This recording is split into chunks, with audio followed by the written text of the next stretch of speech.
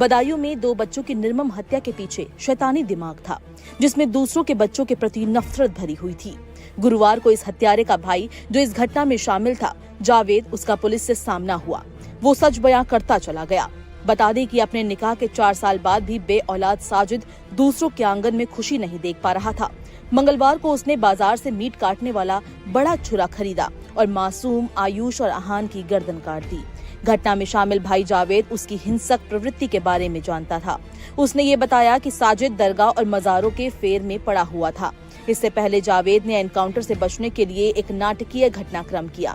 सुबह 4 बजे वो बरेली के सैटेलाइट बस स्टैंड पहुंचा। एक ऑटो वाले से, मैं विकास दुबे हूँ, कानपुर वाला की तरह कहा, मैं जावेद हूँ, बदायूं वाला, मुझे समर्पण करना है, इसलिए थाने ले चलो। वहीं दूसरी ओर आयुष आहान के पिता विनोद ने कहा कि ये झूठी कहानी है, यदि सही राजफाश नहीं हुआ तो परिवार समेत आत्महत्या कर लेंगे। हत्याकांड से पहले और बाद में साजिद किसी से फोन पर बात कर रहा था। उसने किसी के इशारे पर हत्याकांड किया है। बाबा कॉलोनी में रहने वाले विनोद सिंह के बेटे आयुष और आहान हत्याकांड के बाद अभी तक कारण पता नहीं चल पाया है। गुरुवार सुबह जावेद से 8 घंटे पूछताछ के आधार पर एसएसपी आलोक प्रियदर्शी ने पूरा घटनाक्रम मीडिया को सिलसिलेवार तरीके से बताया। उन्होंने कहा, साजिद को बचपन से दौरे पड़ते थे, जिस कारण वो हिंसक हो जाता था। 10 साल का था जब स्वजन ने काफी समय उसको दरगाह पर भी रखा था। उसका अधिकतर समय दरगाह, मज़ारों और पीरों के बीच बीतता था। मानसिक रूप से परेशान होने के कारण 2 बार आत्महत्या का प्रयास भी वो कर चुका था।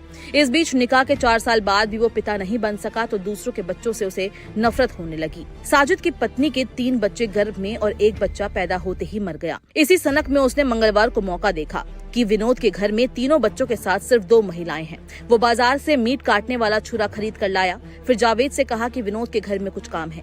जावेद का कहना है कि साजिद विनोद के घर गया जबकि वो दरवाजे पर इंतजार कर रहा था। कुछ देर बाद वो खून से सना हुआ बाहर आया, तब हत्या के बारे में पता चला। वहाँ से भागकर दोनों अलग हो गए। उसी रात साजिद का एनकाउंटर हो गया। वहीं जावेद दिल्ली चला गया। मुकदमे में दोनों को नामजद किया गया था। पुलिस का कहना है कि घटना वाले दिन भी साजिद को दौरा पड़ा था, इसलिए डॉक्टर के पास वो गया था। उसने जिस दुकान से छुरा खरीदा उसकी पहचान भी कर ली गई है।